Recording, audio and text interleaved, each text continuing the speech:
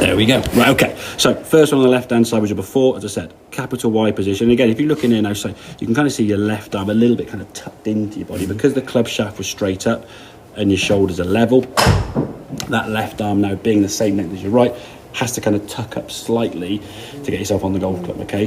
What we've got to try and do is get your shoulders in a tilt, which you'll see now a second on the right-hand side, okay? But because of that setup there, now you can see when you're on the golf club, your body in such a position that you moved off the golf ball now with your head, and that caused a lot of weight to get back on the right side. When you came back to the golf ball, your low point, your swing up was kind of back here.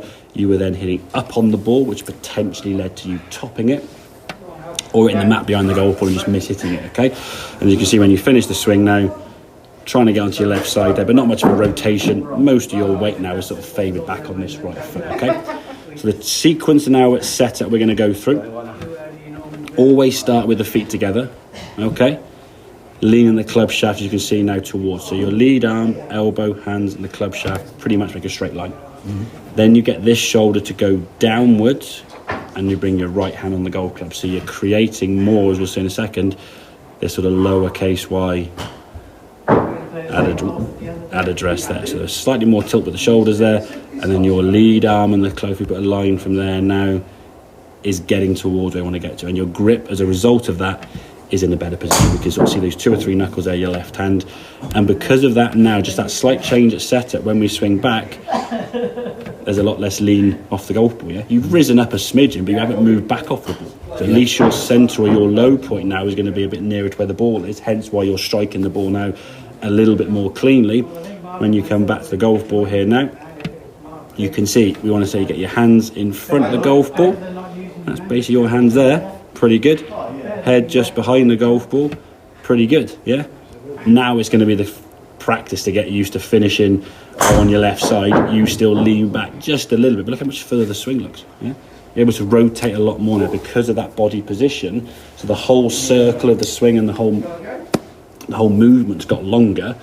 The strike has got better, as we said, because I said the angle of that club shaft being slightly forward means your club now is coming that way, yeah? You're like coming down to the bottom of the golf ball, and then we can use the loft of the golf club here, get this part of the golf club to the bottom of the golf ball striking down, not trying to lift up on the ball and scoop it, yeah? And that's what most people tend to do when they start on the driving range, okay? So going through that sequence for me now is going to be what you're going to try and do over and over again to the point where it just becomes what you do. So you'll know when you stand to a golf ball now like so, how this feels, yeah?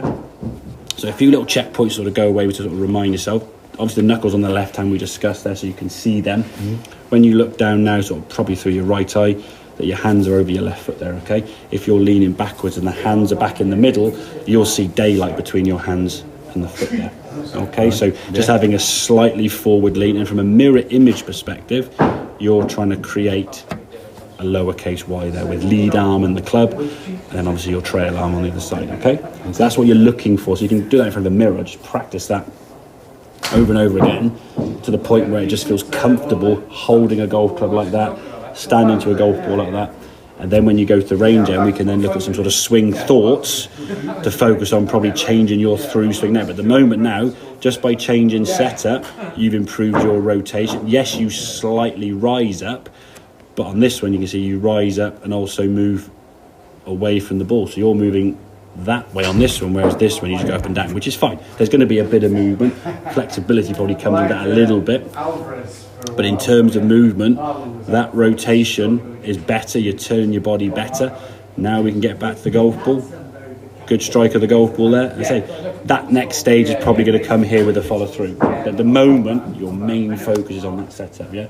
To the point where you can't get it wrong. Yeah. You can do it now, but you've got to think about it, haven't you? Yeah. Yeah. Thinking about anything else in the swing now will probably take you away from your thought process of setup, and then you probably rush the setup to try and get the swing done. If you set up incorrectly, as we said, the shots are likely to be poor. So you need to get stage one right first. Exactly, mate. And get that to the point where it's just like it's what you do. Yeah. There's so no my thinking. head should stay still then, really, should it? It's going to move because obviously your shoulders are rotated, but we want to try and minimise it to how much it does. It's allowed to do a little bit. Yeah. What we don't want to do, this is where I think the big myth comes in. People say, oh, you lifted your head, keep your head down. If we put a line across there, what mates will say, oh yeah, you lifted your head there, JP.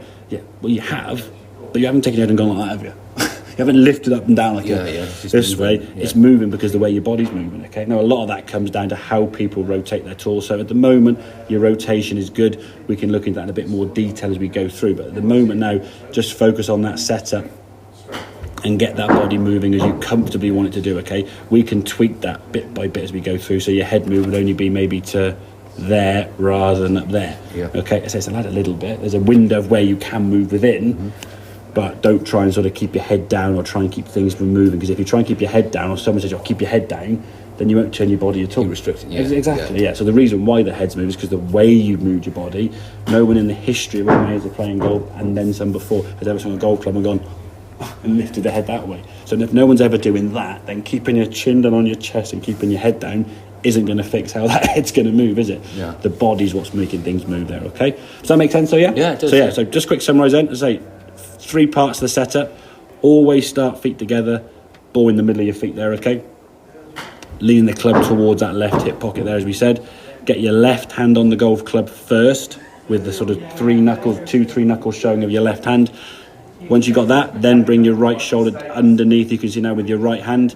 Get the right hand on the golf club now with that tilt in the shoulders, creating that lowercase y, and then set your feet apart from that.